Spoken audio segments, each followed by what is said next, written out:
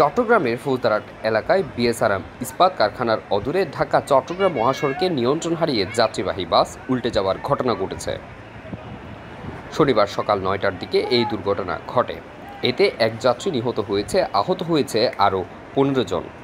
এই ঘটনায় ঢাকা চট্টগ্রাম মহাসড়কে তীব্র যানজট তৈরি হয়েছে। এর মধ্যে আহত ৩ জনকে চট্টগ্রাম মেডিকেল কলেজ হাসপাতালে ভর্তি করা হয়েছে। প্রত্যক্ষদর্শীরা জানায়, ফৌজদারহাট বিএসআরএম কারখানা পার হয়ে আনুমানিক ১.৫ কিলোমিটার পৌঁছার পর বাসটি চাকা ফেটে যায়। এ সময় বাসটি নিয়ন্ত্রণ হারিয়ে সড়ক বিভাজকে উঠে যায় এবং সেখান থেকেই সড়কের অপর পাশে পড়ে গিয়ে উল্টে যায়। বাসের ভেতরে চাপা পড়েন যাত্রীরা। এদিকে পুলিশ সূত্রে জানা যায়, চাকা ফেটে যাওয়ায় বাসটি নিয়ন্ত্রণ হারিয়ে উল্টে যায়। ভেতরে থাকা সব যাত্রীকে উদ্ধার করা হয়েছে।